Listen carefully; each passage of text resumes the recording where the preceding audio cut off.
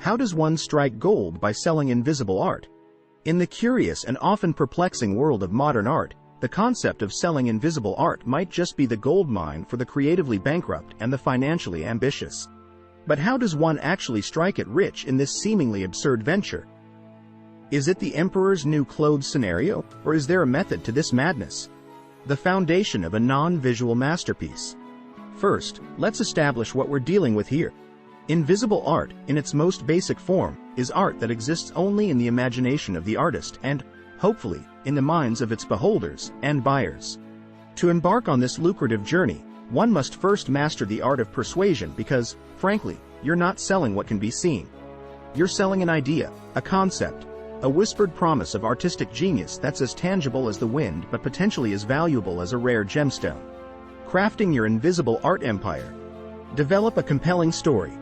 Every piece of invisible art needs a story that is as captivating as the art is not. This story is what you're selling. Perhaps it's a painting that changes with the viewer's emotions, or a sculpture that embodies the essence of the fourth dimension. The more intriguing, the better.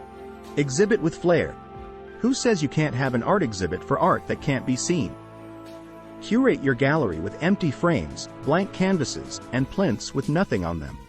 The emptiness of the space becomes your canvas, and the air, your medium. Each piece should be accompanied by a plaque detailing its story and emotional depth. Market the unmarketable. Utilize social media to create a buzz around your invisible art. Share glowing reviews from imaginary critics or construct elaborate tales of how each piece was created. Remember, exclusivity sells. Make your art seem like the must-have no one can have. Sell the experience. When it comes to invisible art, you're not just selling a non-object. You're selling an experience, a personal journey. Offer private viewings, where you guide your patrons through the void, describing the unseen wonders in vivid detail, allowing their imaginations to fill in the blanks. Merchandising the immaterial. Even invisible art can have tangible merchandise. Think creatively.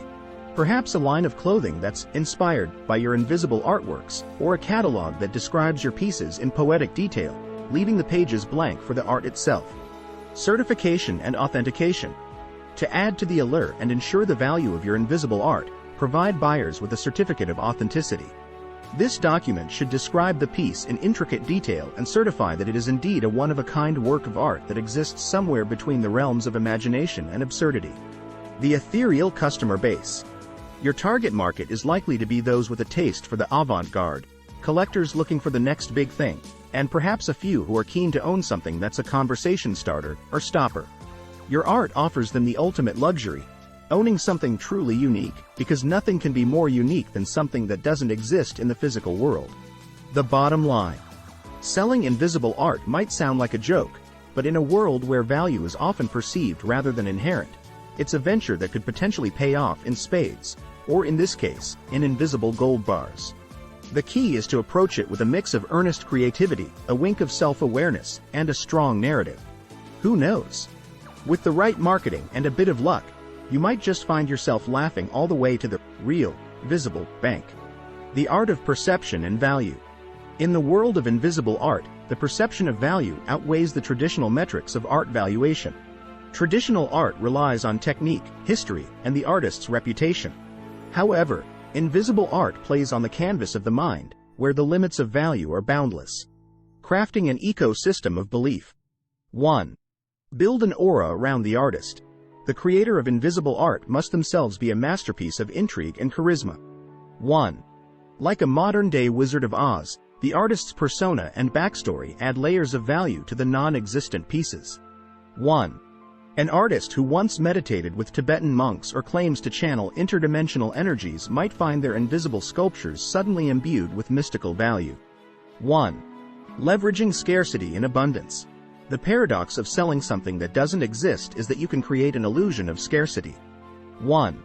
Limited edition invisible pieces can create a frenzy among collectors, especially when coupled with serialized certificates of authenticity. 1. Each piece, while invisible, becomes a unique collector's item. 1. Engaging the community. Interactive art experiences, where the audience participates in the creation or discovery of the invisible art, can enhance the perceived value. 1. Workshops, seminars, or even online forums discussing the interpretation and sightings of the invisible art foster a community of believers and enthusiasts, turning skeptics into evangelists. The ethics of selling the invisible. As one ventures into the ethereal marketplace, the thin line between creative innovation and deceptive exploitation beckons a careful tread. The ethical dimension of selling invisible art hinges on transparency, pun intended, and intent. 1. Transparency in intangibility. Clearly communicate the nature of the art. 1. This doesn't mean demystifying the entire process but ensuring that buyers understand the conceptual and experiential nature of their purchase. 1. This honesty builds trust and wards off accusations of fraud. 1. Artistic intent versus commercial exploitation. The artist's intent should ideally lean towards exploring new dimensions of creativity and experience, rather than purely financial gain. 1. This delicate balance between art and commerce defines the soul of the venture. 1. Are you opening a dialogue about the nature of art, value, and perception, or merely capitalizing on gullibility? The future of invisible art. As we gaze into the crystal ball, which may or may not be visible, the trajectory for invisible art seems intertwined with the evolution of technology and virtual realities. Augmented reality, AR, and virtual reality, VR, offer new platforms for invisible art, where the unseen can be visualized in a digital overlay, merging the ethereal with the electronic. Conclusion.